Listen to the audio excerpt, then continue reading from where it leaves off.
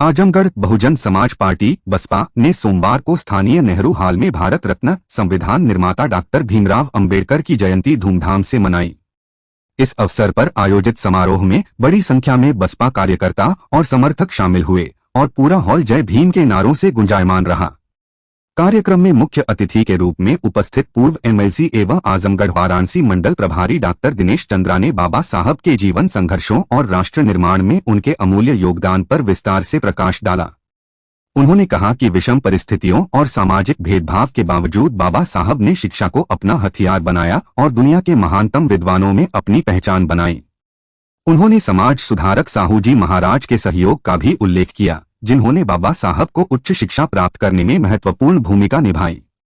Doctor Chandra ने वर्तमान राजनीतिक परिदृश्य पर बात करते हुए कहा कि बाबा साहब का यह कथन आज भी प्रासंगिक है कि यदि संविधान अच्छा हो लेकिन उसे लागू करने वाले लोग खराब हों तो उसका लाभ नहीं मिलेगा।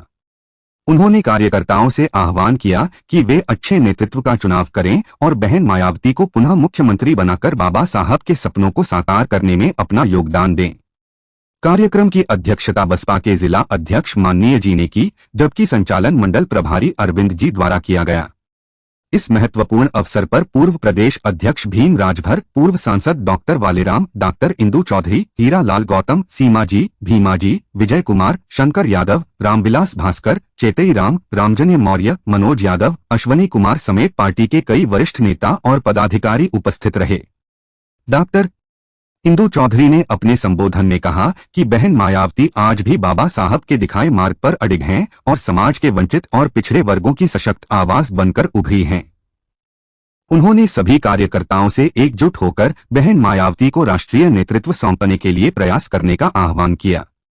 कार्यक्रम के दौरान कार्यकर्ताओं ने बाबा साहब के मिशन को आगे बढ़ाने और बसपा को और अधिक मजबूत बनाने का संकल्प लिया। पूरे कार्यक्रम में उत्साह का माहौल रहा और कार्यकर्ता लगातार जय भीम और बाबा साहब अमर रहें के नारे लगाते रहे। यह आयोजन बाबा साहब अंबेडकर के विचारों और आदर्शों पहुंचाने और समाज में सामाजिक न्याय और समता स्थापित करने की दिशा में बसपा की प्रतिबद्धता को दर्शाता है। हुई थी और हम सब लोग मिल करके परम पूज्य बाबा साहब जिन्होंने इस भारत देश के अंदर सर्व समाज के गरीबों की लड़ाई को लड़ने का काम किया, वंचितों की लड़ाई लड़ने का काम किया और इस देश को विश्व में सबसे अच्छा संविधान देने का काम किया। तो आज हम लोग बहुजन समाज पार्टी के तत्वाधान में माननीय बहन जी के आदेश निर्देश के अनुसार जयंती मनाने का काम कर नहीं, बहुजन समाज पार्टी तो परम पूज्य बाबा साहब के विचारधारा से चलने वाली पार्टी है। बहुजन समाज पार्टी के हर कार्यकर्ता, हर वर्कर और जो भी इससे संबंधित लोग हैं वो सारे लोग बहुजन समाज की बाबा साहब के विचार से चलते हैं। जी संकल्प ले रहे हैं 2027 में माननीय बहन जी को हम लोग प्रदेश का मुख्यमंत्री बनाएंगे।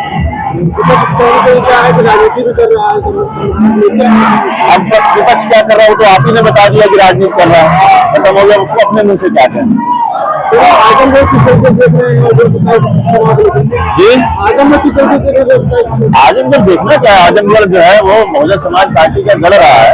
हम लोग पूरा संगठन को मजबूत करके माननीय बहन जी की देख रेख में संगठित करके चुनाव में जाएंगे और पुनः अपने पुराने इतिहास को दोहराते हुए सीटें जीतने का, सारी सीटें जीतने का काम करेंगे।